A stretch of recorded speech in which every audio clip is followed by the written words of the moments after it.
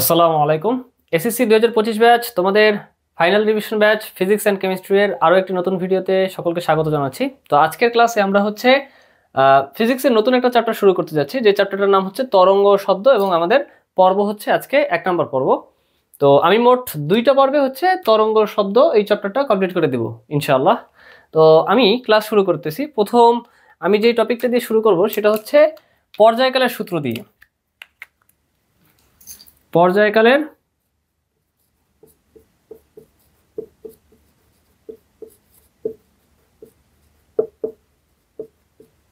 সূত্র। আচ্ছা, তার আগে একটা কথা বলে নিচ্ছি, তোমরা যেহেতু বেসিকের কথা বলছো, যে বেসিক হচ্ছে এখন এই মুহূর্তে এসে তোমাদের মোটামুটি সবারই কম বেশি বেসিক স্ট্রং আছে। তো আমি হচ্ছে বেসিকটা তেমন মানে একদম এসেনশিয়াল বেসিক যেটুকু লাগে আর কি, ওইটুকু দেখায় আমি ডিরেক্ট সিকিউ সলভ করতে মানে চলে যাব ইনশাল্লাহ। তো আমি শুরু করতেছি। সেটা হচ্ছে আমাদের কাছে মনে করলাম যে একটা সরল দোলক আছে, এটা এটা সরল দোলকের দেখা যাচ্ছে যে এখানে কি, এখানে হচ্ছে এটা হচ্ছে দড়ি বা রশি, আর এটা হচ্ছে সরল দোলকের বব। আচ্ছা, তো আমরা সবাই জানি কার্যকর দৈর্ঘ্য কতটুকু হয়। কার্যকর দৈর্ঘ্য, আচ্ছা কার্যকর দৈর্ঘ্য যদি আমি চিন্তা করি তাহলে সরল দোলকের কার্যকর দৈর্ঘ্য যেটা, আচ্ছা এটা হচ্ছে কি, এটা হচ্ছে সাম্যাবস্থানে বর্তমানে আছে, ঠিক আছে। তো আমি মনে করলাম যে এই সরল দোলকের এখন বর্তমানে যে কন্ডিশনটা আছে সেটা হচ্ছে সাম্যাবস্থানে আছে। তো আমি মনে করলাম যে এটাকে ধরে এখানে নিয়ে আসলাম।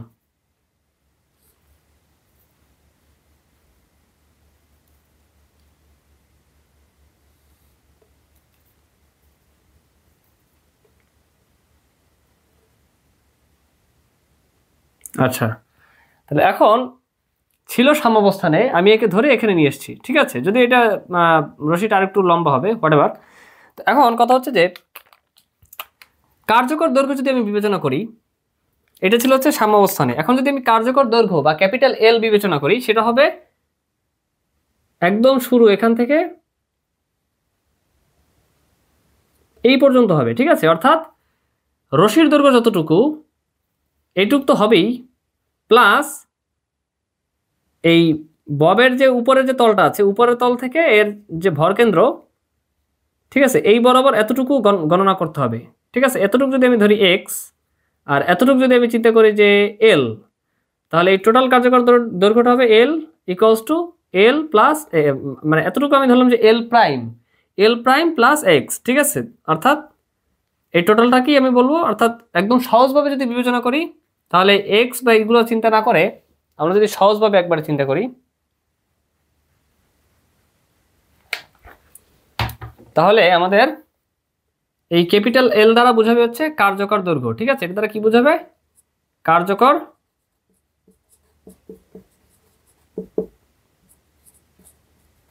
দৈর্ঘ্য। আচ্ছা, তো এখন পর্যায়কাল বিষয়টা কি। পর্যায়কাল বিষয়টা হচ্ছে অনেক সহজ একটা বিষয়। সেটা হচ্ছে যে তরঙ্গের মানে পূর্ণ একটা স্পন্দন সম্পন্ন হতে যে সময় নেয়, ঠিক আছে। তো কথা হচ্ছে এখানে পূর্ণ স্পন্দন যদি আমরা বলি, তাহলে আসলে সেই পূর্ণ স্পন্দনটা কিরকম হবে। এখানে পূর্ণ স্পন্দনটা হবে, ধরলাম সাম্যাবস্থানে আমাদের এই কার্যকর দৈর্ঘ্য সহ, এটা হচ্ছে এই ববটা সহ এতটুকু আমাদের সাম্যাবস্থানে ছিল। এখন সাম্যাবস্থান থেকে আমি এটাকে কি করলাম, এতটুকু নিয়ে এখানে নিয়ে এসেছি। এখানে নিয়ে এসে আমি এটাকে ছেড়ে দিলাম। তো ছেড়ে দেওয়ার পরে এটা কি হবে, এইভাবে দুলতে থাকবে, ঠিক আছে। তো এখন কথা হচ্ছে যে একটা পূর্ণ স্পন্দন সম্পন্ন হতে যে সময় নেয় তাকেই মূলত আমরা বলবো যে পর্যায়কাল। তাহলে এখানে পর্যায়কালটা হবে কি, আমি নিয়ে এসেছি এই পর্যন্ত, তাহলে প্রথমে এখানে নিয়ে এসে এটা কি করলাম, ছেড়ে দিলাম। তো ছেড়ে দিলে প্রথমে কি হবে, এটা এখানে আসবে, এইখানে আসার পর হচ্ছে এটা আবার এখানে আসবে, ঠিক আছে। তারপর আবার এটা এখানে আসবে, দেন অ্যাট লাস্ট এখানে আসবে। তাহলে পূর্ণ স্পন্দন কিভাবে হইলো, এখান থেকে এই পর্যন্ত আসছে, যদিও এটা এইখানে হওয়ার কথা ছিল, হোয়াটএভার, তোমরা জাস্ট সিম্পলি বুঝো। এখানে নিয়ে এসে ছেড়ে দিচ্ছি, তাহলে ছেড়ে দেওয়ার ফলে এখান থেকে এখানে আসছে, এটা হচ্ছে যে অর্ধ স্পন্দন।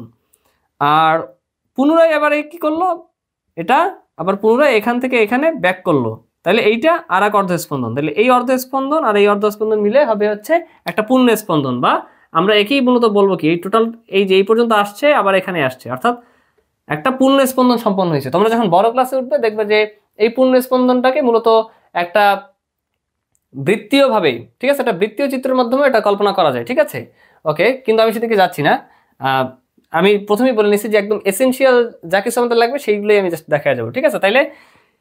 তাইলে এতটুকু হচ্ছে আমরা বিবেচনা করি হচ্ছে কোয়ার্টার দিয়ে বা T/4, মানে পর্যায়কালটা হবে T/4, তাহলে এইটাও T/4। ওকে, তাহলে T/4 মানে আমরা যদি বলি কোয়ার্টার বা 1/4 বিবেচনা করি, তাহলে 1/4 আর 1/4 মিলে কি হয়, অর্ধেক হয়।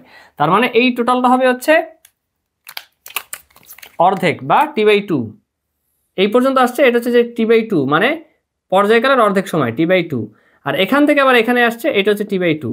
তাহলে এই T/2 প্লাস T/2 মানে অর্ধেক আর অর্ধেক মিলে হয়েছে টোটাল T, বা আমরা বলতে পারি যে একটা মানে এখানে আমি যদি বলি তাহলে কয়টা পর্যায়কাল সম্পন্ন করছে, মানে একটা পর্যায় সম্পন্ন করছে, ঠিক আছে। অর্থাৎ একটা পূর্ণ স্পন্দন সম্পন্ন করতে যে সময় নেয় তাকেই আমরা বলবো কি, তাকেই আমরা মূলত পর্যায়কাল বলবো, ঠিক আছে। আর এই পর্যায়কালের সূত্রটা আমরা কি দিয়ে, তাকেই আমরা বলবো হচ্ছে টি বা পর্যায়কাল, ঠিক আছে। আচ্ছা, যে সময় নেয়, আচ্ছা সময়ের এসআই একক কি, সময়ের এসআই একক হচ্ছে সেকেন্ড, তাহলে এই পর্যায়কালের এসআই একক থাকবে সেকেন্ড। আচ্ছা, তাহলে আমি একটা ব্যাপার এখানে লিখি, সেটা হচ্ছে যে ব্যাপারটা আমি লিখতে চাচ্ছি সেটা হচ্ছে সূত্রটা, ঠিক আছে। পর্যায়কালের সূত্রটা আমরা, এটা তোমরা সবাই লিখে নেবে, সেটা হচ্ছে আমরা সবাই জানি টি ইকুয়ালস টু, আমাদের জানা আছে, তারপর আমরা একবার প্র্যাকটিস করে নিচ্ছি। টি ইকুয়ালস টু 2π√L/G, ঠিক আছে। তো মূলত এটা কি, এটা হচ্ছে সরল দোলকের পর্যায়কাল বের করার সূত্র, ঠিক আছে। টি ইকুয়ালস টু 2π × √L/G, কোনটা কি আমি লিখে দিচ্ছি, তোমরা আগে সূত্রটা ই করো, আমি পরিচয়গুলো লিখে দিচ্ছি, তোমরা দ্রুত লিখে নিবে। আচ্ছা, তো এখানে টি হচ্ছে কি, আমাদের টি হলো পর্যায়কাল,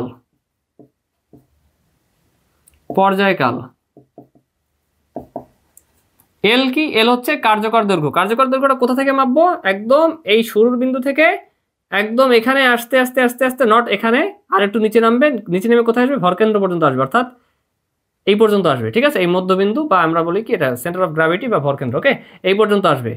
ওকে, তাহলে এই টোটালটা এতটুকু হচ্ছে কি, এতটুকু হচ্ছে কার্যকর দৈর্ঘ্য বা ক্যাপিটাল এল দ্বারা প্রকাশ করা হয়, ঠিক আছে। তো এটা কি, এটা হচ্ছে কার্যকর দৈর্ঘ্য।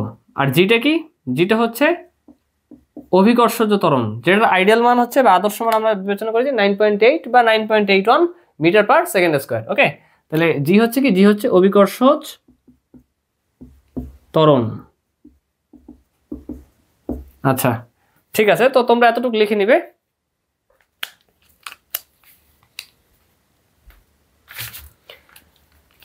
তোমরা সবাই এতটুকু লিখে নিবে, ঠিক আছে। তো পর্যায়কালের উদাহরণটা আমরা সরল দোলক থেকে দেখলাম, একদম সিম্পল একটা উদাহরণ, আরেকটা উদাহরণ দিয়ে আমি বুঝাই। সাপোজ তোমরা লিখতে থাকো, সমস্যা নাই। সাপোজ হচ্ছে আমরা একটা ঘড়ি বিবেচনা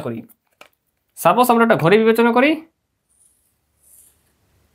তো এই ঘড়ির এখানে মিনিটের কাঁটাটা ধরলাম আছে এইখানে। আচ্ছা, এখন কথা হচ্ছে যে এটা কি হয়, এটা 60 সেকেন্ডে, এটা কি হয় একবার, মানে কথা হচ্ছে এখান থেকে কি হয়, কাঁটাটা এখান থেকে একবার ঘুরে এখানে আবার পুনরায় আসতে 60 সেকেন্ড সময় নেয়। তাহলে আমরা বলতে পারি যে 60 সেকেন্ড এক্ষেত্রে কি হবে, এক্ষেত্রে 60 সেকেন্ড বা 60 সেকেন্ড হবে পর্যায়কাল। অর্থাৎ এখান থেকে ঘুরে একটা পূর্ণ স্পন্দন কখন সম্ভব নয়, এখান থেকে ঘুরতে ঘুরতে ঘুরতে ঘুরতে ঘুরতে ঘুরতে একই নির্দিষ্ট সময় পর একই দিক থেকে ঘুরে এখানে আসতে সময় নেয় কতক্ষণ, সময় নেয় 60 সেকেন্ড। তাহলে আমরা বলতে পারি যে এই 60 সেকেন্ডই হবে কি, এই 60 সেকেন্ডই হবে হচ্ছে পর্যায়কাল, ঠিক আছে। তো আশা করি যে তোমরা এতটুকু লিখছো, তাহলে আমি পরে মুছে দিচ্ছি এবং পরের অংশে চলে যাই। আচ্ছা, এবার আমাদের যে বিষয়টা দেখতে হবে সেটা হচ্ছে তরঙ্গ সংশ্লিষ্ট রাশি।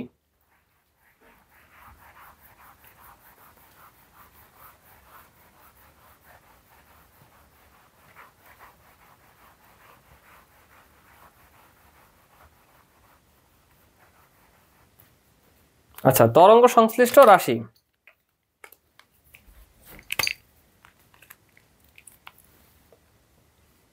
সবাই দ্রুত লিখবে, তরঙ্গ সংশ্লিষ্ট রাশি। আচ্ছা, তো কথা হচ্ছে তরঙ্গ সংশ্লিষ্ট রাশির মধ্যে প্রথমে আমি যে দুইটা টপিক দিয়ে শুরু করবো সেটা হচ্ছে যে দুইটা টপিকস, একটা হচ্ছে পর্যায়কাল এবং কম্পাঙ্ক।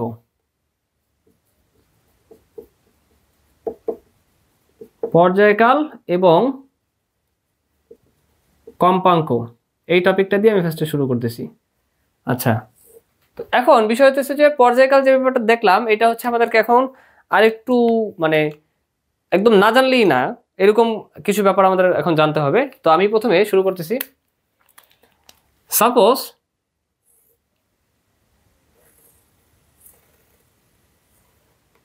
আচ্ছা, এই হচ্ছে আমাদের একটা মনে করলাম যে তরঙ্গের একটা মানে এইভাবে আমরা চিত্রের মাধ্যমে দেখলাম, ঠিক আছে। তো কথা হচ্ছে এখান থেকে তরঙ্গের আমরা কি দেখলাম যে এখান থেকে কি হয়েছে, এখান থেকে যাত্রা শুরু করছে, ঠিক আছে। যাত্রা শুরু করে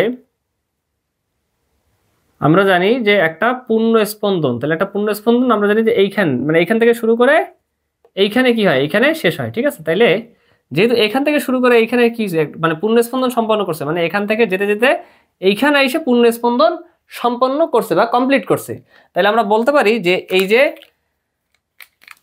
এবং এই কমপ্লিট করতে, এই পূর্ণ স্পন্দনটা কমপ্লিট করতে যেইটুকু সময় নেয়, ঠিক আছে, এইখান থেকে যাত্রা শুরু করে এই যে পূর্ণ স্পন্দনটা সম্পন্ন করলে এখানে আসতে যেইটুকু সময় নিছে, সেই সময়টা কি আমরা বলতে পারি যে ক্যাপিটাল টি বা পর্যায়কাল, ঠিক আছে। তো এটার একক কি, একক হচ্ছে সেকেন্ড। আমরা জানি কি যে একক হচ্ছে সেকেন্ড। ওকে ওকে তো এখন কথা হচ্ছে যে আমাদের তাহলে সংজ্ঞাটা তো প্রথমে, এখন তো সংজ্ঞাটা আমাদের মানে জানতে হবে যে সংজ্ঞাটা কি, ঠিক আছে। তো আমি সংজ্ঞাটা লিখে দিচ্ছি। এ তো মানে যা কিছু বলছি ওইটাই আসলে, তো সবাই লিখে নিবে, এটা আসলে বোঝানোর তেমন কিছুই নাই, একেবারে ইজি ব্যাপার। পর্যায়কাল সবাই লিখে নেবে, সেটা হচ্ছে তরঙ্গের একটি পূর্ণ স্পন্দন। আচ্ছা,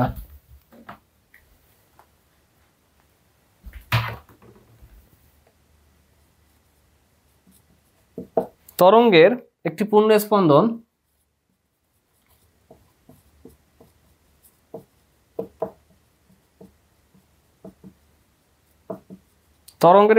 স্পন্দন সম্পন্ন হতে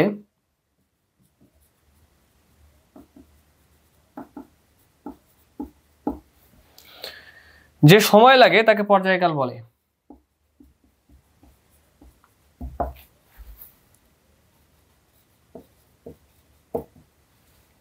তাকে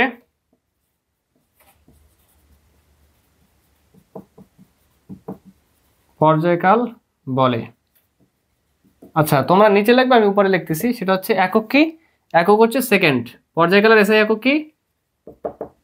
আচ্ছা, আমি বলছি কি যে এখান থেকে শুরু করে মানে যাত্রা শুরু করে তরঙ্গ কোথায় আসছে, এখানে আসছে। তো এখানে আসছে একটা, অর্থাৎ পূর্ণ একটা স্পন্দন সম্পন্ন করতে যেই সময় লাগে, এই যে পূর্ণ স্পন্দন সম্পন্ন করতে যে সময় লাগে তাকে পর্যায়কাল বলে। অর্থাৎ যে সময় লাগে, আর সময়ের এসআই একক কি, সময়ের এসআই একক হচ্ছে সেকেন্ড। তাহলে পর্যায়কালেরও এসআই একক কি হবে, পর্যায়কালেরও এসআই একক হবে যা সময়ের মানে সময়ের যে এসআই একক ওইটাই, অর্থাৎ সেকেন্ড, ঠিক আছে। তাহলে একক হবে সেকেন্ড, ঠিক আছে। আচ্ছা, সেকেন্ড আমরা যেটা ইংলিশে সহজে দেখতে পারি সেটা হচ্ছে প্রতীকের সাহায্যে ক্যাপিটাল এস। আচ্ছা, তো তোমরা এইটুকু লিখে নিবে। আমি হচ্ছে আর সূত্রটা কি জানি, সূত্রটা জানি যে টি ইকুয়ালস টু 2π√L/G, ঠিক আছে।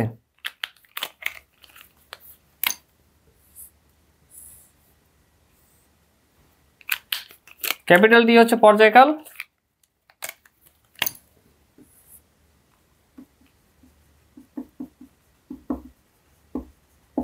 এল হচ্ছে কি, এল হচ্ছে কার্যকর দৈর্ঘ্য, আর জি হচ্ছে অভিকর্ষজ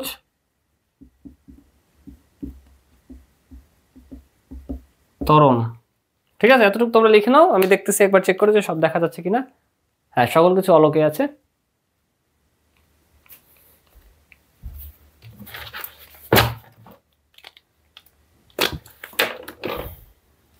আচ্ছা, আমি মুছে দিচ্ছি।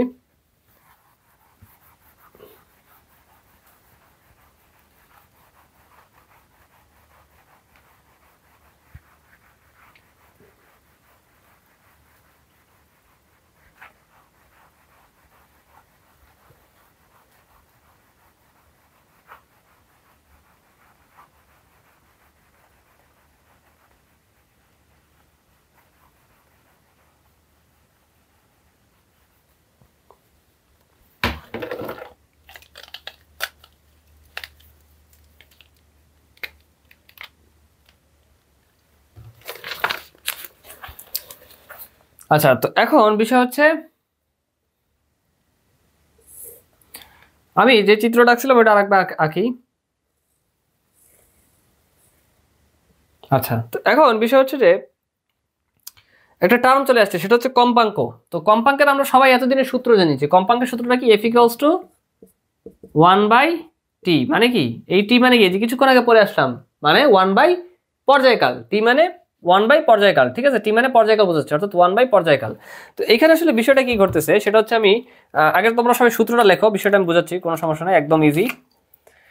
তো ফর্মুলাটা হচ্ছে পর্যায়কাল এফ ইকুয়ালস টু 1/, পর্যায়কাল হচ্ছে এইটা, আর এটা কি, এফ মানে হচ্ছে ফ্রিকোয়েন্সি বা কম্পাঙ্ক, ঠিক আছে। তো কম্পাঙ্ক এফ ইকুয়ালস টু 1/t, মানে 1/, পর্যায়কাল, ঠিক আছে। তো এই ব্যাপারটাই লিখে নাও কোনটার কি পরিচিতি। এফ হলো কি, আমাদের এফ হচ্ছে কম্পাঙ্ক বা ফ্রিকোয়েন্সি। ফ্রিকোয়েন্সির এফ থেকে এই জায়গায়, মানে ফ্রিকোয়েন্সির প্রথম যে লেটারটা এটা থেকে এফ আনছি আমরা। তো এটা হচ্ছে এফ মানে কি, কম্পাঙ্ক, ঠিক আছে। আর টি মানে কি, টি মানে হচ্ছে পর্যায়কাল। আচ্ছা, ওকে। এখন বিষয় হইতেছে যে এইটা দ্বারা বুঝলাম, হ্যাঁ ঠিক আছে, যে ফ্রিকোয়েন্সি বা কম্পাঙ্ক এফ ইকুয়ালস টু 1/t, এটা না হয় আমরা বুঝলাম, কিন্তু আসলে ব্যাপারটা কি, ব্যাপারটা আসলে খুবই সহজ। সেটা হচ্ছে কম্পাঙ্কর সংজ্ঞা থেকেই আমরা এটা আসলে বুঝতে পারি। তো তোমরা আগে সংজ্ঞাটা লিখো, দেন আমি বুঝিয়ে দিচ্ছি, একেবারে ইজি। ফ্রিকোয়েন্সি বা কম্পাঙ্ক নিয়ে ডিল করতেছি, তাহলে সংজ্ঞাটা আগে লেখো, একবারে ইজি। কম্পাঙ্ক, কম্পাঙ্ক মানে কি, কম্পাঙ্ক মানে প্রতি সেকেন্ডে যতগুলো পূর্ণ স্পন্দন সম্পন্ন হয়, প্রতি সেকেন্ডে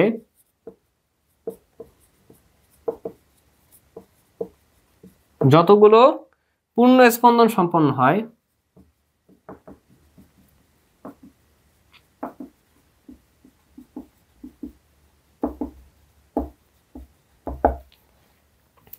তাকে তরঙ্গের কম্পাঙ্ক বলে, তাকে তরঙ্গের কম্পাঙ্ক বলে। আচ্ছা, তো বিষয়টা আসলে খুবই সহজ, সেটা হলো তোমরা গভীর মনোযোগ দাও, দেখো যে এখানে কি বলা আছে, যে প্রতি সেকেন্ডে এফ ইকুয়ালস টু 1/t, তাহলে এখানে যদি টি হচ্ছে বা এই যে পর্যায়কালটা, যেটা আমরা হচ্ছে এসআই একক জানি যে সেকেন্ড বা সময়, তাহলে এখানে যদি আমরা 1 সেকেন্ড বিবেচনা করি, অর্থাৎ প্রতি সেকেন্ডে, নিচে যদি আমরা প্রতি সেকেন্ড বলতে কি বুঝি, আমরা সাধারণত 1 সেকেন্ড বিবেচনা করলাম। 1 সেকেন্ডে যতগুলো কি হয়, যতগুলো পূর্ণ স্পন্দন সম্পন্ন হয়। আমি আবারও বলতেছি, প্রতি সেকেন্ডে, বা আমরা এখানে বলতেছি যে 1 সেকেন্ডে, এই নিচেরটাকে আমরা 1 ধরলাম, ঠিক আছে। 1 সেকেন্ডে যতগুলো পূর্ণ স্পন্দন সম্পন্ন হবে, ঠিক আছে, তাকে তরঙ্গের কি বলবো, তাকে তরঙ্গের কম্পাঙ্ক বলবো। আচ্ছা ঠিক আছে, তো এখন কথা হচ্ছে, ধরলাম আমার কাছে কোনো একটা সাপোজ যে আমার কাছে কোনো একটা আছে, মানে কোনো একটা এমন একটা মেশিন আছে, ঠিক আছে, এমন একটা মেশিন আছে, যে মেশিনের আমরা বললাম যে কি, ওইটার হচ্ছে কম্পাঙ্ক হচ্ছে 2 হার্জ, 2 হার্জ। আচ্ছা, হার্জ কি, হার্জ হচ্ছে কম্পাঙ্কের এসআই একক, সব বুঝিয়ে দিতেছে, কোনো সমস্যা নেই। তো আমরা বুঝলাম যে আমার কাছে এমন একটা মেশিন আছে, যেই মেশিনের কম্পাঙ্ক কত হার্জ, 2 হার্জ, ঠিক আছে। তো এখন কথা হচ্ছে যে 2 হার্জ কম্পাঙ্ক বিশিষ্ট মেশিনটা আসলে কি বুঝাবে, সেটা বুঝাবে যে প্রতি সেকেন্ডে ওই মেশিনটার কয়টা পূর্ণ স্পন্দন সম্পন্ন করে, 2টা পূর্ণ স্পন্দন সম্পন্ন করে, ঠিক আছে। তো এখন এটা আসলে কিরকম, যেমন ওই যে উপরে আমি যে তরঙ্গ লিখছি, ওইটার একটা স্পন্দনে কতটুকু হয়, ঠিক আছে, একটা স্পন্দনে কতটুকু হবে, একটা পূর্ণ স্পন্দনে হবে হচ্ছে, আমি দেখো তোমরা সবাই গভীর মনোযোগ দাও, এখান থেকে শুরু করে এই গেল তরঙ্গ, এই গেল এখানে আসলো, এইখানে এখানে থেকে এখানে, এটা কি, এটা হচ্ছে একটা পূর্ণ স্পন্দন, হ্যাঁ। আবার এইখান থেকে শুরু করে এই গেল তরঙ্গ আবার এখানে আসলো, তাহলে এই একটা পূর্ণ স্পন্দন, এখানে এই যে এতটুকু একটা পূর্ণ স্পন্দন, ঠিক আছে, পূর্ণ স্পন্দনের সংখ্যা হচ্ছে 1। আবার এখান থেকে এতটুকু, এই হচ্ছে এখান থেকে শুরু করে এই গেল আবার এখানে আসছে, এখানে আর একটা পূর্ণ স্পন্দন, তাহলে একটা পূর্ণ স্পন্দন আর একটা পূর্ণ স্পন্দন, তাহলে কয়টা হলো, 2টা পূর্ণ স্পন্দন দিবে। সেটা কত সেকেন্ড সময়, কত সেকেন্ড সময়, 1 সেকেন্ড সময়, অর্থাৎ 1 সেকেন্ড সময় 2টা পূর্ণ স্পন্দন সম্পন্ন করছে, পূর্ণ স্পন্দন সম্পন্ন করছে। কাজেই আমি বলতে পারি যে হ্যাঁ ঠিক আছে, যেহেতু 1 সেকেন্ডে এই মেশিনটা 2টা পূর্ণ স্পন্দন সম্পন্ন করছে, বা বলা যায় যে 2টা পূর্ণ স্পন্দন সম্পন্ন করছে, অর্থাৎ একটা 2টা 1 সেকেন্ডে। এই যে নিচে 1, মানে এটা দ্বারা আমরা কি বুঝি সংখ্যা লেখার ক্ষেত্রে ইজিলি, এখানে আমরা 1 ধরে নিছি, তাহলে 1 সেকেন্ডে একটা পূর্ণ স্পন্দন দিছে, আরো একটা পূর্ণ স্পন্দন দিছে, 2টা পূর্ণ স্পন্দন দিছে, অর্থাৎ 1 সেকেন্ড সময় 2টা পূর্ণ স্পন্দন দিছে ওই মেশিনটা। কাজেই আমি বলতে পারি যে ওই মেশিনটার কম্পাঙ্ক কত হার্স? 2 হার্স। ঠিক আছে, এখন কথা হলো এটা আবার কি জিনিস, আমরা এই যে হার্স বা এককটা নিয়ে এখন কথা বলতেছি। আমরা জানি কি, আমরা জানি হচ্ছে এই যে পর্যায়কালের যে বিষয়টা আছে, ঠিক আছে, এই যে পর্যায়কালের একক আমরা কি জানি? সেকেন্ড। তাহলে এখানে 1/t কি দেওয়া আছে? যে কম্পাঙ্ক বা ফ্রিকোয়েন্সি f = 1/t, মানে 1/, পর্যায়কাল 1/t। তাহলে এখন আমরা 1/, এই যে পর্যায়কাল যে আছে এর একক কি জানি? সেকেন্ড। তাহলে 1/সেকেন্ড, দ্যাট মিনস নিচে সেকেন্ড আছে, নিচে সেকেন্ড আছে, অর্থাৎ এটা কি সম্পর্ক? এটা হচ্ছে ব্যস্তানুপাতিক সম্পর্ক। তাহলে আমি বলতে পারি যে s⁻⁻1, বা আমরা বলতে পারি যে পার সেকেন্ড। তো এই পার সেকেন্ডটাই হচ্ছে, এই পার সেকেন্ডটাকে মূলত বলা হয় কি? এই পার সেকেন্ডটাকে মূলত বলা হয় হচ্ছে হার্স। এটা কোথা থেকে আসছে?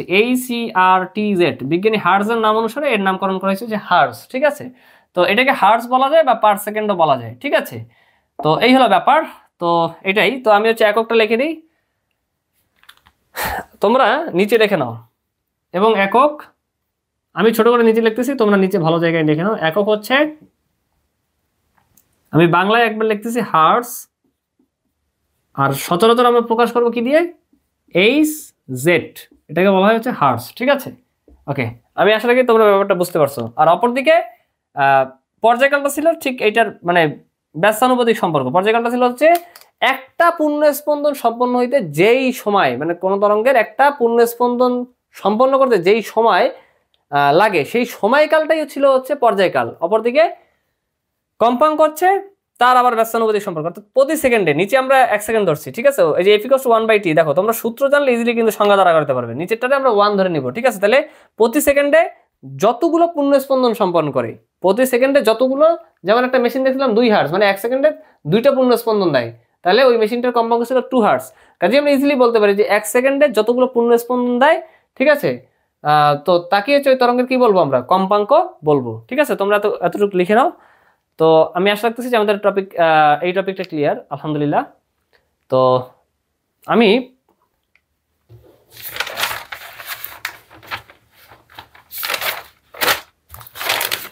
একবারে লাস্টের দিকে আছি, দেন আমি হচ্ছে সিকিউ সলভ করতে চলে যাব ইনশাআল্লাহ। তো এখন আমি এটা বুঝে দিচ্ছি।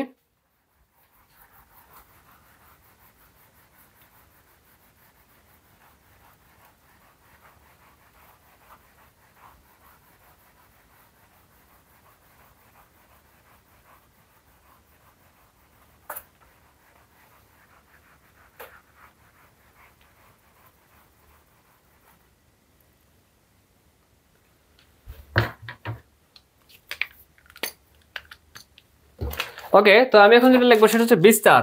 আগে সংজ্ঞাটা লিখতেছি, দেন আমি বুঝিয়ে দিচ্ছি, সমস্যা নাই, তোমরা দ্রুত লিখবে। বিস্তার। আচ্ছা, তো বিস্তার হলো সাম্যাবস্থান থেকে যে কোনো একদিকে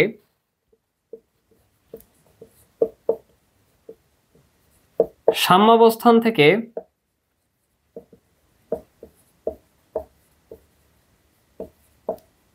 যে কোনো একদিকে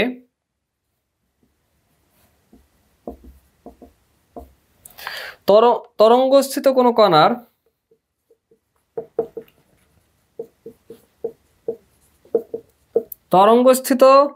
কোনো কণার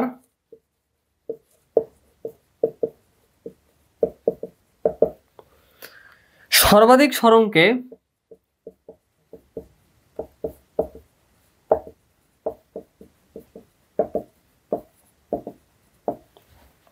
তরঙ্গের বিস্তার বলে।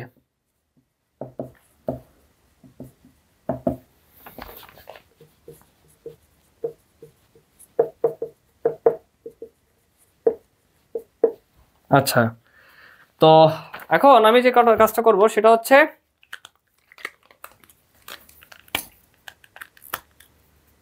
ধরলাম আমরা এখানে একটা ওই আগের চিত্রটাই আঁকতেছি।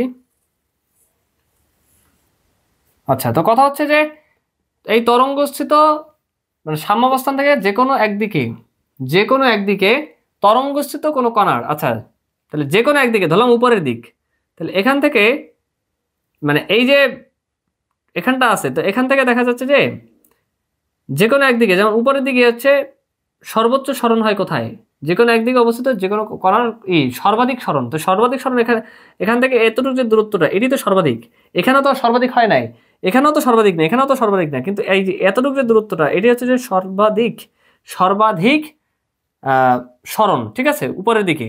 তাহলে এটাকে আমরা বলবো এ দিয়ে কি বুঝে, অ্যামপ্লিটিউড, অ্যামপ্লিটিউড। আচ্ছা অ্যামপ্লিটিউড কি মূলত কি বলা হয়, অ্যামপ্লিটিউড কি মূলত বিস্তার বলা হয়। অ্যামপ্লিটিউডের এ থেকে এই যে বিস্তারকে মূলত এ দ্বারা আমরা প্রকাশ করি, এ প্রতীক দ্বারা প্রকাশ করি, ঠিক আছে। তাহলে এই জন্য এতটুকু হচ্ছে। আবার নিচের দিকে, নিচের দিকে দেখা যাচ্ছে সর্বোচ্চই কোথায় হয়, এখানে হয়, সর্বোচ্চ সরণ হচ্ছে এখানে হয়, ঠিক আছে। তাহলে এতটুকু হচ্ছে অ্যামপ্লিটিউড। ওকে ওকে, তো আশা রাখতেছি যে আমাদের এই ব্যাপারটা ক্লিয়ার, আলহামদুলিল্লাহ। তো এই হচ্ছে বিষয়। তো এখানে তাহলে আমরা বিস্তারের বিষয়টা বুঝলাম যে সাম্যাবস্থান থেকে যে কোনো একদিকে তরঙ্গস্থিত কোনো কণার সর্বাধিক সরণকে বোঝায়। তাহলে এটা বুঝলাম, হ্যাঁ তরঙ্গের মাধ্যমে বুঝলাম। তাহলে আবার আমরা সরল দোলক যে দেখছিলাম, সরল দোলকের মাধ্যমে বুঝি, তোমরা এটা বড় ক্লাসে পাবে, বাট আমি জাস্ট তোমাদের যাতে নলেজে ভালোভাবে থাকে জাস্ট এই জন্য খুব সংক্ষেপে দেখিয়ে দিচ্ছি। সেটা হচ্ছে ধরো সরল দোলকটা এখানে ছিল, এখানে ছিল, মনে করো যে সরল দোলকটা এখানে ছিল এবং এটা দুলতেছে। তাহলে এখান থেকে কি দুললে কি হবে, এখান থেকে এইখানে আসবে, ঠিক আছে। আচ্ছা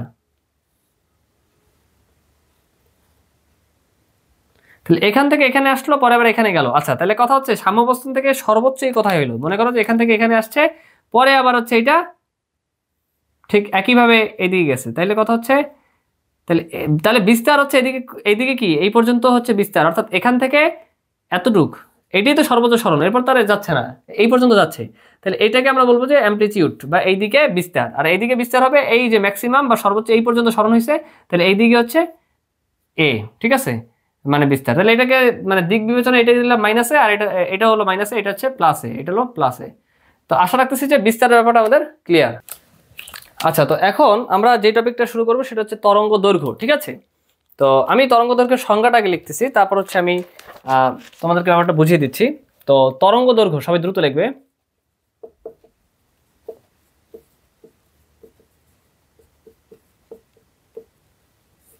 আচ্ছা তরঙ্গ দৈর্ঘ্য বিষয়টা কি, একটা পূর্ণ স্পন্দনের জন্য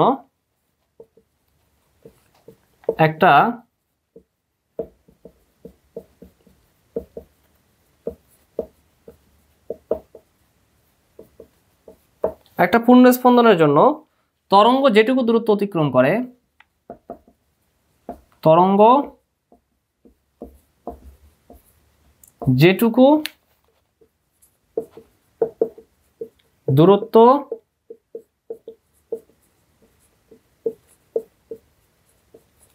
অতিক্রম করে তাকে তরঙ্গ দৈর্ঘ্য বলে।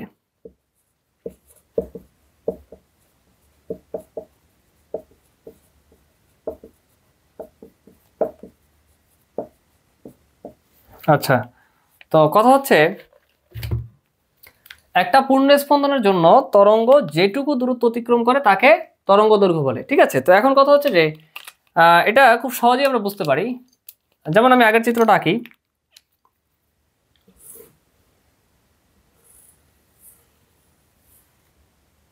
আচ্ছা তো কথা হচ্ছে যে একটা পূর্ণ স্পন্দন আমরা জানি, সবাই জানি যে একটা পূর্ণ স্পন্দন কোত্থেকে কোথা হইলো, সাপোজ এখান থেকে যাত্রা শুরু করছে তরঙ্গ এইটা, তো এখান থেকে যাত্রা শুরু করে এখান থেকে এসে এখানে আসছে। তো এখানে আসার ফলে এই যে এটাই কি হলো, এটাই তো একটা পূর্ণ স্পন্দন হলো। তো এই একটা পূর্ণ স্পন্দন দেওয়ার জন্য যতটুকু দূরত্ব অতিক্রম করে সেটাই হচ্ছে মূলত কি, সেটাই হলো মূলত তরঙ্গ দৈর্ঘ্য। আর তরঙ্গ দৈর্ঘ্যকে প্রকাশ করা হয় ল্যামডা, কি দ্বারা, ল্যামডা দ্বারা, ঠিক আছে, ল্যামডা প্রতীক দ্বারা। তাহলে কথা হচ্ছে ল্যামডা কিরকম, একদম ইজি, আমি যেভাবে আর কি লিখি এইভাবে। তো কথা হচ্ছে এটা একদম সহজ, একটা টান এখানে একটা টান, তো এটা কি মূলত বলা হয় ল্যামডা। ল্যামডা প্রতীক দ্বারা মূলত তরঙ্গ দৈর্ঘ্যকে প্রকাশ করা হয়। আর একক কি, এককটা খুবই সহজ, আমরা দেখলাম যে একটা পূর্ণ স্পন্দনের জন্য যতটুকু দূরত্ব অতিক্রম করে, আচ্ছা দূরত্বের এসআই একক কি, দূরত্বের এসআই একক হচ্ছে মিটার। আর তরঙ্গ দৈর্ঘ্য, তরঙ্গ দৈর্ঘ্য যেহেতু একটা দূরত্ব বানিয়ে করে, তো এই যে এখান থেকে মানে একটা পূর্ণ স্পন্দন দেওয়ার জন্য যেইটুকু দূরত্ব অতিক্রম করছে, দূরত্বের এসআই একক যদি মিটার হয়, তাহলে এটাও তো কি, এটা হচ্ছে যে টোটালটাই তো ডিস্টেন্স বা দূরত্ব। হ্যাঁ, তো যদি তরঙ্গ দৈর্ঘ্য মূলত একটা দূরত্ব বা ডিস্টেন্সকে বোঝানো হয়, তাহলে অবশ্যই তরঙ্গ দৈর্ঘ্যের একক হবে কি, ওই দূরত্বের এককই। আর দূরত্বের একক কি, দূরত্বের একক হচ্ছে মিটার, দূরত্বের এসআই একক হচ্ছে মিটার। কাজেই তরঙ্গ দৈর্ঘ্যের এসআই একক হবে মিটার। ঠিক আছে, তাহলে তরঙ্গ দৈর্ঘ্যের একক কি, একক হচ্ছে মিটার। ওকে, তো তোমরা সবাই লিখে নাও।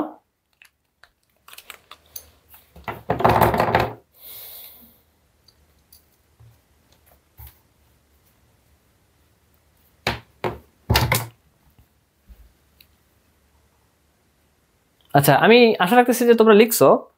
ঠিক আছে, তো কথা হচ্ছে যে তাহলে এখন যদি এখান থেকে আমরা বিবেচনা করি, এখান থেকে আচ্ছা, একটা কথা হচ্ছে ভাবলাম যে তরঙ্গ এখান থেকে যাত্রা শুরু করছে, তো এখান থেকে যদি যাত্রা শুরু করে তাহলে পূর্ণ স্পন্দন দিতে কতটুকু দূরত্ব যাওয়া লাগবে, এখান থেকে এতটুকু এতটুকু এতটুকু। তাহলে এই যে ডিস্টেন্সটা, এখানে আমরা বলবো যে এখান থেকে শুরু করলে একটা পূর্ণ স্পন্দন দিয়ে যেহেতু এতটুকু আসে, তাহলে এতটুকু হবে, এতটুকু আমরা বলবো যে ল্যামডা, বা মানে এতটুকুর জন্য কি আমরা তরঙ্গ দৈর্ঘ্য বিবেচনা করবো। ঠিক আছে, ল্যামডা। আচ্ছা, অর্থাৎ একটা পূর্ণ স্পন্দন তরঙ্গ যেটুকু দূরত্ব অতিক্রম করে তাকে তরঙ্গ দৈর্ঘ্য বলে। আশা রাখতেছি যে তোমরা তরঙ্গ দৈর্ঘ্য ব্যাপারটা বুঝছো। আলহামদুলিল্লাহ। তো এখন আমি তরঙ্গ বেগ, আমাদের লাস্ট টপিক তরঙ্গ বেগটা কমপ্লিট করার পরেই আমি ডিরেক্ট সিকিউ সলভ করা স্টার্ট করে দেব। এটাই তরঙ্গ বেগের পরে আমি ডিরেক্ট সিকিউ সলভ করতে স্টার্ট করব ইনশাআল্লাহ। ওকে, তো আমি এটা ক্লিয়ার করে দিচ্ছি।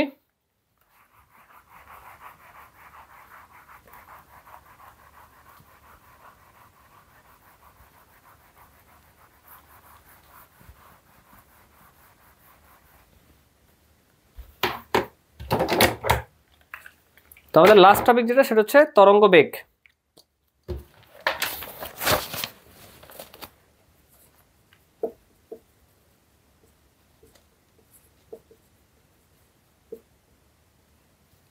আচ্ছা, তরঙ্গ বেগটা কি জিনিস, সেটা হচ্ছে নির্দিষ্ট দিকে তরঙ্গ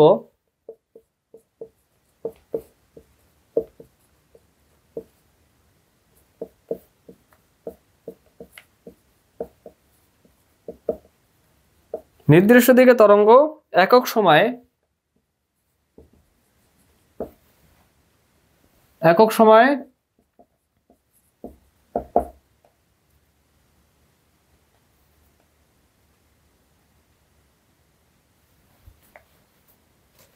যে দূরত্ব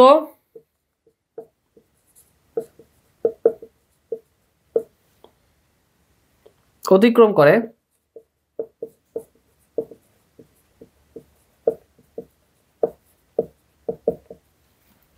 তাকে তরঙ্গ বেগ বলে।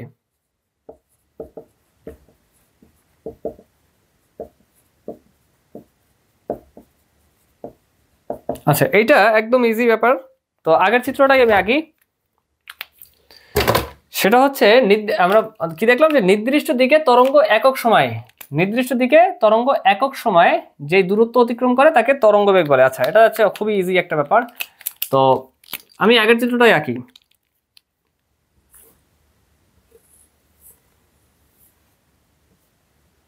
আচ্ছা, তো কথা হলো নির্দিষ্ট দিকে মানে সাপোজ ওয়ান ডিরেকশন, মানে নির্দিষ্ট দিকে মানে ওয়ান ডিরেকশনালি আমরা চিন্তা করলাম যে এখান থেকে তরঙ্গটা স্টার্ট করছে জার্নি, এবং একক সময় বলতে আমরা কি বুঝি, যে 1 সেকেন্ড, সাপোজ 1 সেকেন্ড সময় এতটুকু দূরত্বে আসছে। তাহলে এখন আমরা সবাই জানি যে এস ইকুয়ালস টু ভিটি, কোন অধ্যায় থেকে জানি, ওই যে সেকেন্ড চ্যাপ্টার গতি চ্যাপ্টার আমরা শিখে আসছি। তাহলে এখান থেকে আমরা বলতে পারি বা V equals to S by T. ঠিক আছে, অর্থাৎ এখানে এটা যদি 1 সেকেন্ড বিবেচনা করি, আমরা সবাই সংখ্যা ধারণার বিষয়টা জানি, ঠিক আছে, কম বেশি আলহামদুলিল্লাহ। তাহলে 1 সেকেন্ড, অর্থাৎ 1 সেকেন্ড সময় যেইটুকু দূরত্ব, তো যেটুকু দূরত্ব বললে হবে না, কারণ কি আমরা সরণ নিয়ে, এই যে এস দ্বারা আমরা কি জানি যে সরণ রিপ্রেজেন্ট করে। তাহলে সরণ কি, সরণ হলো ভেক্টর রাশি, অর্থাৎ প্রকাশ করার জন্য মান ও দিক উভয়ের প্রয়োজন হয়। ঠিক আছে, কাজেই আমরা এস যেটা আছে এটার জন্য আমরা বলি কি, যে নির্দিষ্ট দিকে, অর্থাৎ নির্দিষ্ট দিকে যেই দূরত্ব,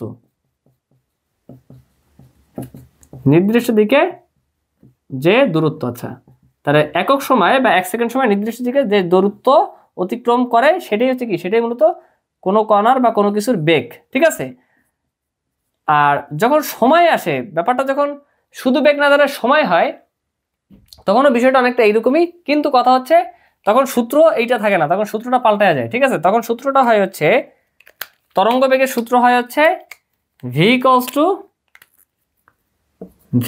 টু এফ ল্যামডা। ঠিক আছে, তো তোমরা সবাই আগে সূত্রটা লেখো এবং পরিচয়গুলো লেখো, আমি বুঝিয়ে দিচ্ছি, সমস্যা নেই। তাহলে ভি কি? ভি হচ্ছে তরঙ্গ বেগ,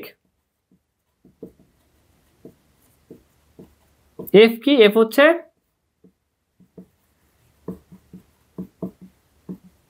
কম্পাঙ্ক, আর ল্যামডা কি? ল্যামডা হলো তরঙ্গ দৈর্ঘ্য।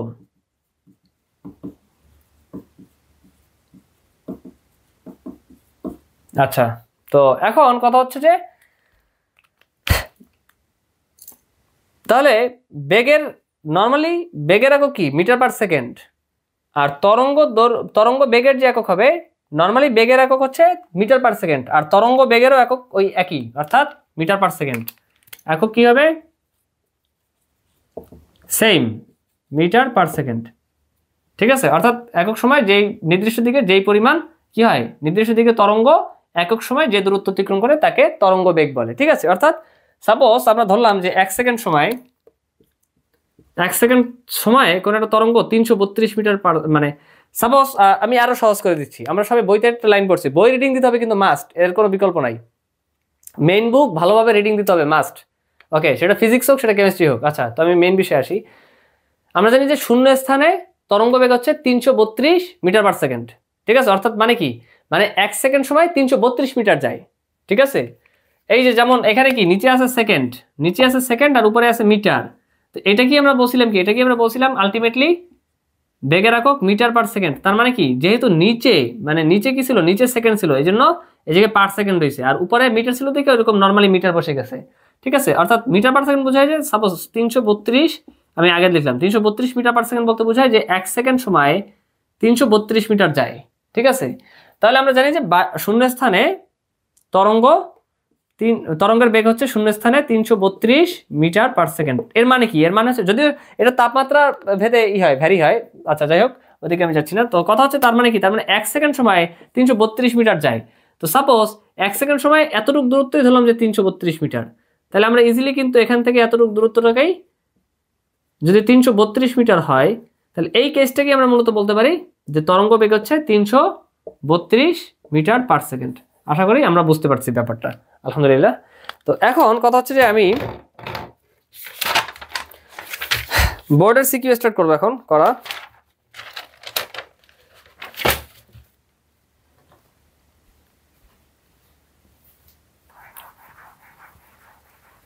আচ্ছা, একবার চেক করি যে সব ঠিক আছে কিনা। হ্যাঁ, অল ওকে আছে।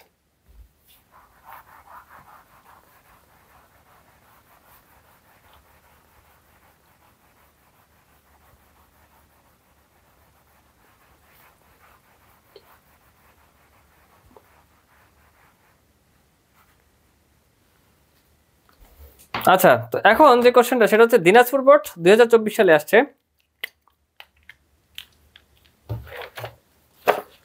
প্রথম সিকিউটা দিনাজপুর বোর্ড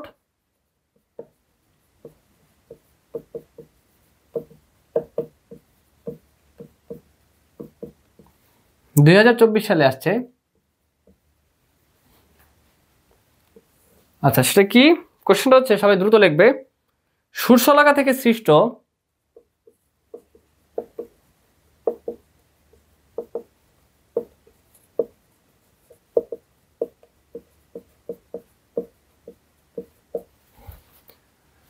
শব্দের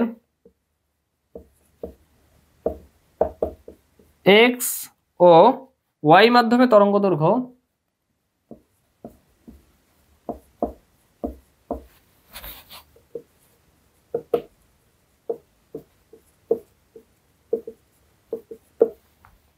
যথাক্রমে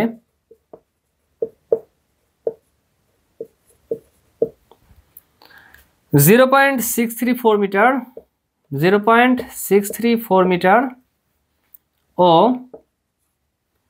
2.871 মিটার এবং কম্পাঙ্ক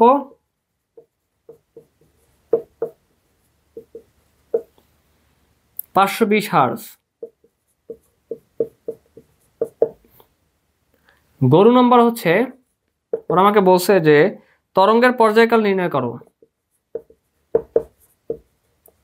তরঙ্গের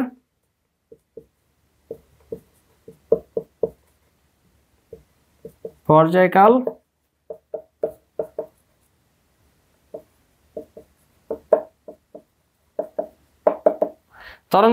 নির্ণয় করো। আচ্ছা, এটা যদি আমি সলিউশন করতে যাই, এটা হচ্ছে খুবই সহজ একটা প্রবলেম, কারণ ওরা আমাকে বলছে কি যে তরঙ্গের পর্যায়কাল নির্ণয় করতে। আচ্ছা, পর্যায়কাল কি? পর্যায়কাল হচ্ছে টি দ্বারা প্রকাশ করে। আচ্ছা, তো এখন সলিউশন করতেছি আমি। আচ্ছা, সলিউশনটা একবার লিখছি। আচ্ছা,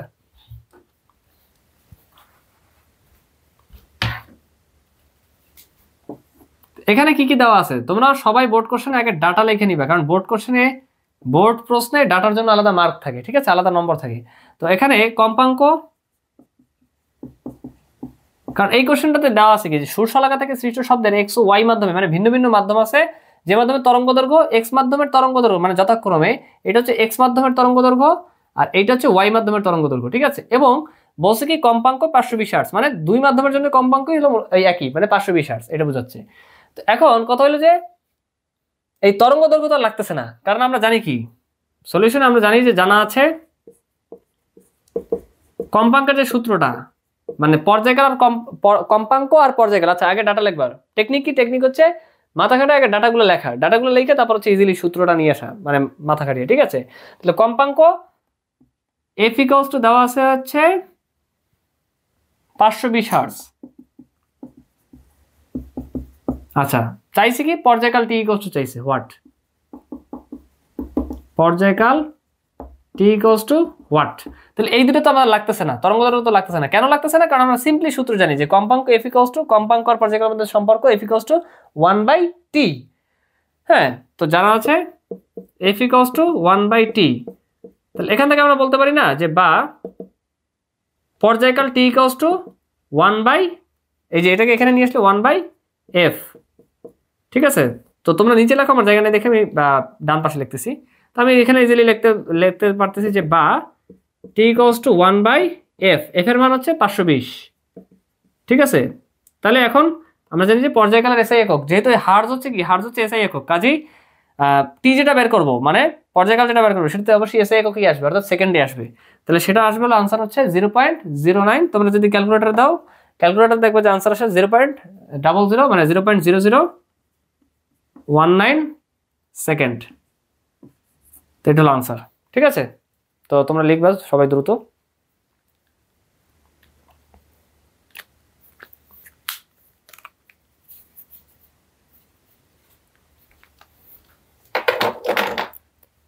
তো আমি এটা ক্লিয়ার করে দিচ্ছি।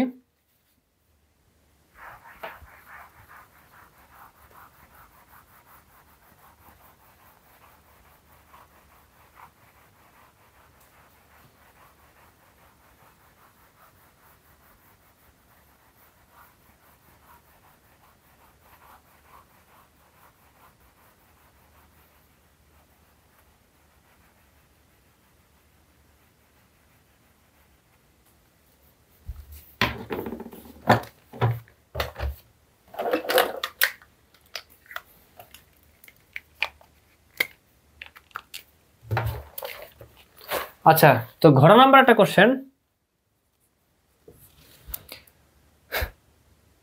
এক্স ও ওয়াই মাধ্যমে। আচ্ছা, যদি আমি প্রোটোকলটা মুছে দিচ্ছি সমস্যা নাই, তোমাদের তো কোশ্চেনে তোলাই আছে। এক্স ও ওয়াই মাধ্যমে কোন ধরনের মাধ্যম, হ্যাঁ, এক্স ও ওয়াই, হ্যাঁ, কোন ধরনের মাধ্যম?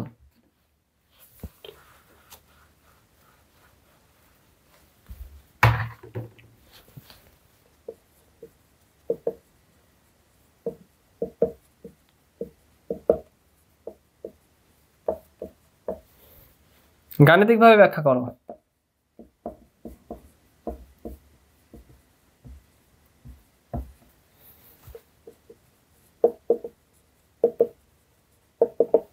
আচ্ছা, তো এইটা আমি সমাধান করতেছি, solution.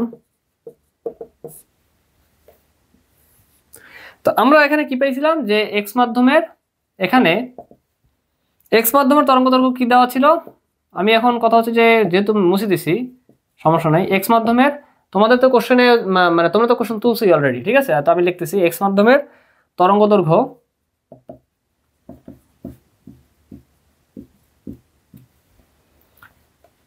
Lambda X equals to 0.634 metre. তারপর হচ্ছে উভয় মাধ্যমের যেহেতু কম্পাঙ্ক ছিল, তার মানে এক্স মাধ্যমেরও কম্পাঙ্ক যা ওয়াই মাধ্যমেরও কম্পাঙ্ক একই, উভয় মাধ্যমের কম্পাঙ্ক দেওয়া ছিল সেটা হচ্ছে 520 হার্টজ। তাহলে কম্পাঙ্ক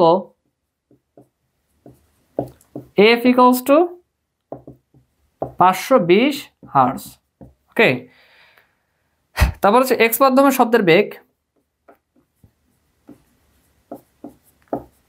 এক্স মাধ্যমে শব্দের বেগ Vx ইকুয়ালস টু হোয়াট? আচ্ছা, তো এখানে আমরা যদি সলিউশন করি, তো আমি এখানে কেন এক্স মাধ্যমে শব্দের বেগ আনলাম আমি আগেও বলছি এখনো বলতেছি, সেটা হচ্ছে মেইন বুক ভালোভাবে মাস্ট রিডিং দিতে হবে। সেটা হচ্ছে আমরা জানি কি যে কোনো একটা মাধ্যমে মানে কোনো একটা মাধ্যম কিরকম হবে সেটা আমরা ওই যে মেইন বুকে লাইন দেওয়া ছিল আমার অনেক আগে রিডিং করা, বাট মনে আছে আলহামদুলিল্লাহ, যে শূন্য মাধ্যমে শব্দের বেগ কত 332 মিটার পার সেকেন্ড, যদিও এটা কি টেম্পারেচার বা তাপমাত্রার সাথে ভ্যারি করে হোয়াটএভার। তো কথা হচ্ছে যে ওই যে লাইন মানে লাইন বাই লাইন ভালোভাবে মেইন বুক অবশ্যই রিডিং দেওয়া থাকা লাগবে, ঠিক আছে। তো এই লাইন তোমরা যারা পড়ছো তোমরা ইজিলি বুঝতে পারছো যে যেহেতু শূন্য মাধ্যমে শব্দের বেগ 332 মিটার পার সেকেন্ড, যদি আমি এই এক্স মাধ্যমের শব্দ তারপর হচ্ছে তরল মাধ্যমে একটা বেগ, কঠিন মাধ্যমে একটা সিম্পলি একটা জেনারেল মানে বেগ আমরা মানে সাধারণত বেগ জানি, ঠিক আছে, যে তরল মাধ্যমে তরঙ্গের মানে বেগ কত, কঠিনে হচ্ছে তরঙ্গের বেগ কত, এগুলো। তো কথা হচ্ছে যে এই যে বেগ ও বেগের যে লাইনটা, যেমন শূন্য মাধ্যমে শব্দের বেগ 332 মিটার পার সেকেন্ড, তরল মাধ্যমের লোহার মাধ্যমে এই যে লাইনগুলো দেওয়া আছে মেইন বুকের মানে একদম সিম্পল যে জেনারেল যে ব্যাপারগুলো, এই লাইনগুলো আমাদের যাদের মনে আছে আলহামদুলিল্লাহ, আমরা কিন্তু সিম্পলি ইজিলি হচ্ছে এই বেগটা বের করে আমরা ইজিলি বলতে পারবো যে আসলে এটা কোন মাধ্যম, কারণ আমাদের তো মনে মনে জানা যে আসলে কোন মাধ্যমের জন্য তরঙ্গের বেগটা কত হয়, ঠিক আছে। তো এই জন্য আমাদের হচ্ছে এখন কি করতে হবে, বেগটা বের করতে হবে। তো এখন কথা হচ্ছে যে আমরা কি জানি, তো তরঙ্গের বেগ যে আমরা বের করব জানা আছে, তো এক্স মাধ্যমের তরঙ্গের বেগটা বের করি তাহলে আমরা বলতে পারবো যে এক্সটা আসলে কোন মাধ্যম। আমরা জানা আছে Vx মানে এক্স মাধ্যমে তরঙ্গের বেগ সেটা কি হবে এফ তো উভয় মাধ্যমের জন্য সেম, তাই এই জন্য এফ লিখলাম, এফ ল্যামডা এক্স অর্থাৎ এক্স মাধ্যমে তরঙ্গ দৈর্ঘ্য, ঠিক আছে। তাহলে এফ এর মান হচ্ছে কত 520 এসআই একক 520 হার্টজ ইন্টু ল্যামডা এক্স এর মান হচ্ছে 0.634। তাহলে আলটিমেটলি কত আসে আনসার? আলটিমেটলি আনসার আসে অলমোস্ট প্রায় 330 মিটার পার সেকেন্ড। এখন কথা হচ্ছে যে টেম্পারেচার অনুসারে একটু ভ্যারি করে, ঠিক আছে, 330 332, সেটা কোন মাধ্যমের? এটা হচ্ছে শূন্য মাধ্যমের, ঠিক আছে, বা বায়ু মাধ্যমের, ঠিক আছে। অতএব আমরা যেহেতু এই লাইনটি লিখি যে যেহেতু বায়ুতে, সবাই দ্রুত লিখবে, যেহেতু বায়ুতে শব্দের বেগ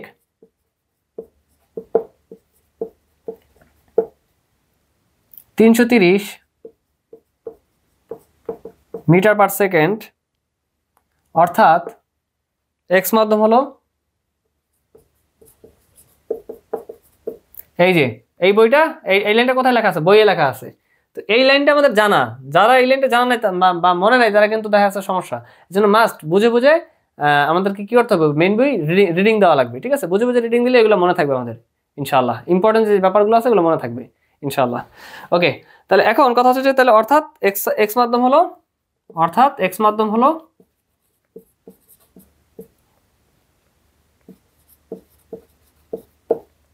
বায়ু, হ্যাঁ, অর্থাৎ বায়বীয় মাধ্যম। এক্স মাধ্যম কি মাধ্যম? বায়বীয় মাধ্যম। ওকে, ঠিক আছে। তো এরপর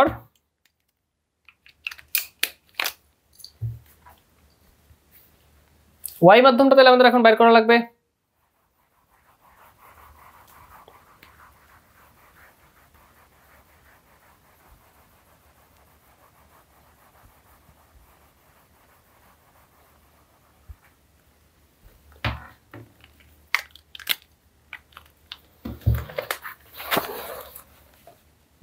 আচ্ছা ওয়াই মাধ্যমে হলো কি, ওয়াই মাধ্যমে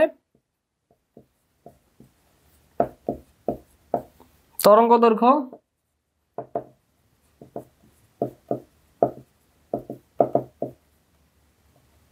lambda y equals to 2.871 metre. আচ্ছা তারপর হচ্ছে কম্পাঙ্ক f equals to 520 হার্টজ। আর y মাধ্যমে শব্দের বেগ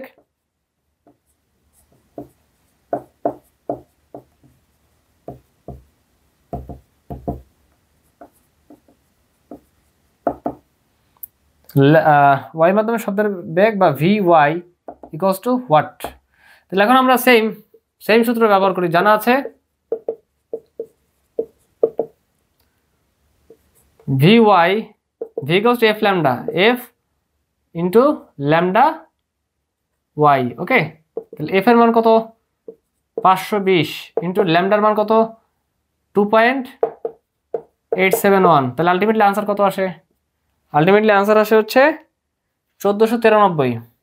দেখবা যে ক্যালকুলেটরে হিসাব করে প্রায় 1493 আসে। ঠিক আছে, প্রায় 1493 মিটার পার সেকেন্ড। ওকে, আর আমাদের তো জানা আছে যে পানিতে কত হয়। পানিতে এটা আমরা দেখো, এই যে আমরা ওয়াই মাধ্যমে শব্দের বেগটা পাইছি, যেটা আমরা জানি কি যে পানিতে বা তরলে, ঠিক আছে, পানিতে শব্দের বেগ কত হয়? পানিতে শব্দের বেগ 1400, যেহেতু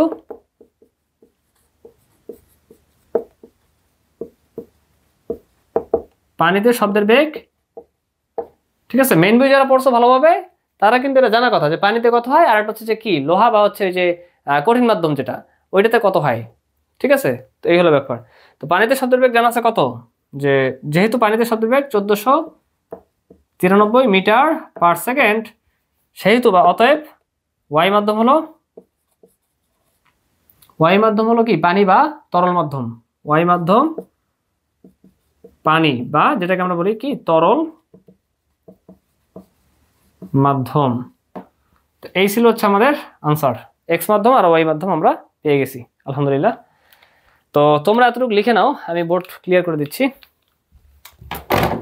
তারপর আমি এইচডব্লিউ দিচ্ছি।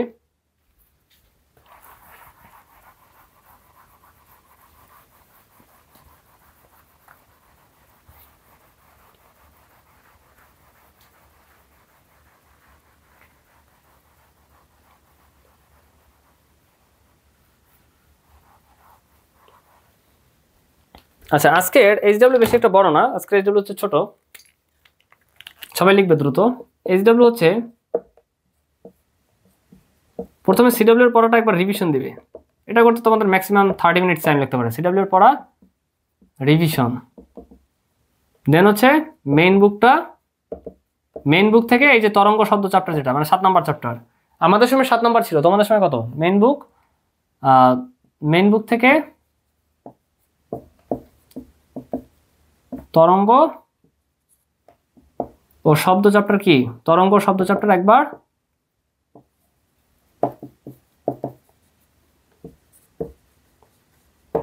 একবার রিডিং, মানে বুঝে বুঝে একবার রিডিং দিবা। যথেষ্ট, ঠিক আছে। তো আজকের ক্লাস এই পর্যন্তই থাকুক। তো তোমাদের উদ্দেশ্যে লাস্ট যে ডিরেকশনটা আমি দিব, তো এই ছিল আজকে তোমাদের তরঙ্গ শব্দ যে চ্যাপ্টারটা আছে সেটার পর্ব 1। আর কথা হচ্ছে আজকে একটা সিকিউই থাকুক, নেক্সট ক্লাস হচ্ছে আমরা পর্যাপ্ত পরিমাণে সিকিউ প্র্যাকটিস করব ইনশাআল্লাহ। তো আজকের ক্লাস এই পর্যন্তই ছিল। আমি আশা রাখবো যে তোমরা প্রত্যেকেই এই যে সময়টুকু আছে তোমাদের এসএসসি পরীক্ষার আগ পর্যন্ত, এই সময়টুকু তোমরা একদম বেস্টভাবে কাজে লাগাবে ইনশাআল্লাহ। এবং তোমাদের এসএসসি 2025 সালের যে পরীক্ষা, তোমরা যেই বোর্ড থেকেই অংশ নাও না কেন, আমি এটা মনে প্রাণে বিলিভ করি যে তোমরা প্রত্যেকেই ভালো একটা ফলাফল করতে পারবে ইনশাআল্লাহ। তো আজকের ক্লাস এই পর্যন্তই। আসসালামু আলাইকুম।